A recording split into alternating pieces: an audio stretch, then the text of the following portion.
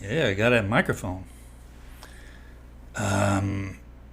Sometimes we need to take the next step to help ourselves.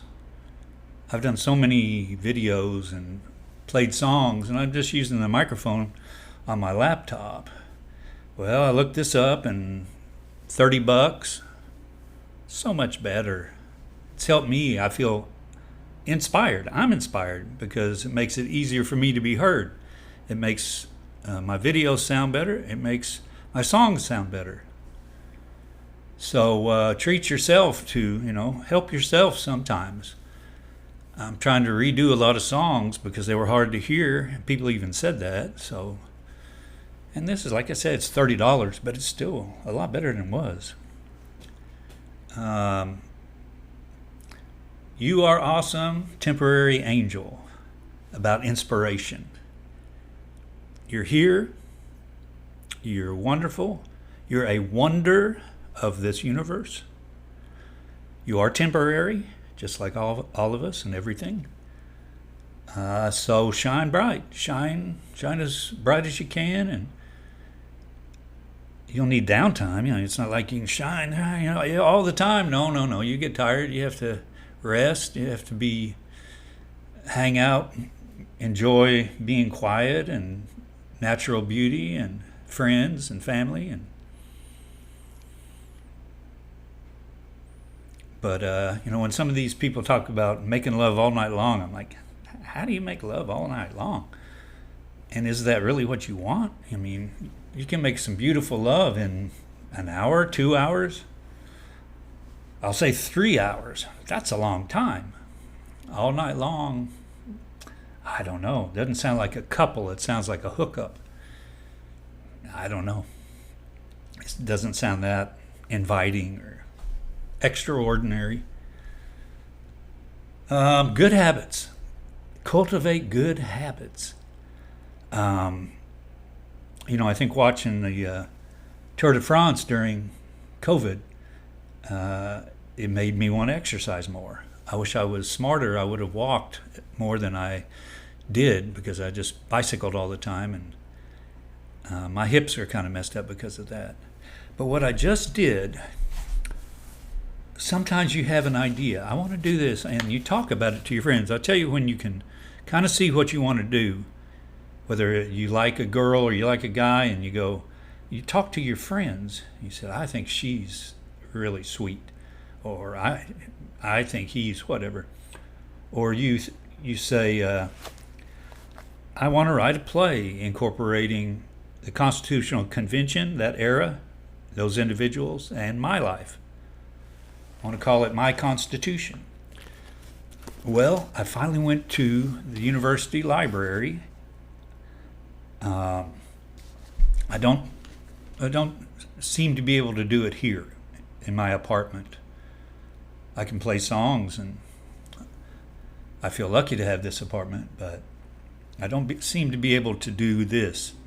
Just like when I was a teacher, I brought work home 2 times or 3 times in 15 years, and I never did anything. It's like, okay, I'm not going to work at home.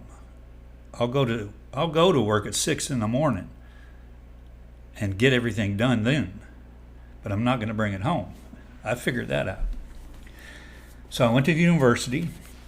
It's summertime, which means instead of 35,000 students, there's 5,000.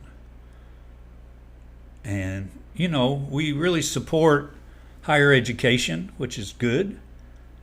I think the people that are in higher education should understand how nice their facilities are, and how we should also have such fantastic facilities for everybody, not just the people that are in higher education. That doesn't make you better.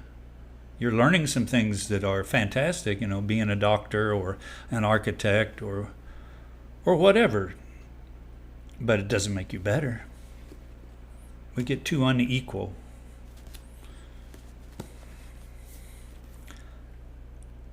Let's see, Roger Sherman, Connecticut. He spoke more than anyone except Madison and Gouverneur Morris, who wrote the preamble. Very smart, lawyer from Pennsylvania. I want to know more about all these people and what happened. And so Sherman from Connecticut, those guys pushed for. They were small states, so you had the small states saying, "We get one vote. You're not, you big states aren't going to push us around and be the bully." So that's why our Senate has 2 votes for every state. That's undemocratic, but that was how the Articles of Confederation was, equal voting, and so they fought for it, and that was a compromise, if you want to call it that. And the slave states, primarily South Carolina and Georgia, but not just them, fighting that you're not going to make slavery illegal, and we're going to count them 3/5 of a person. So, yeah, there was some wickedness. How can you not call that wicked? The idea of slavery. And some, racist people saying, "Oh, slavery, well, you wouldn't want to be a slave. Don't be talking about slavery like it's okay unless you wouldn't mind being a slave."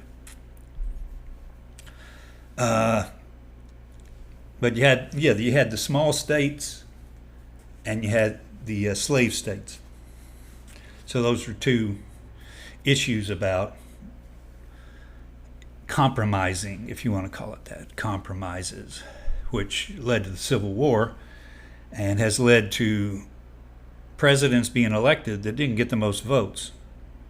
We're so lazy. I mean, we talk about the founding fathers. That's fine. They did a lot of good things, but it's really kind of lazy that we're not taking control of the government. And Jefferson and a lot of those guys would say that, saying, "Man, you guys, you need to grow up and do your own things. Things are so different than they were back here. The Electoral College and the Senate are terribly undemocratic. Arkansas is this little state, 4 million people, has the same amount of senators as California, 50 million? What? It's a joke. It's a joke on democracy, and it's a joke on American citizens that are too lazy to do anything. Easy to say, "Oh, they're so smart, we can't change."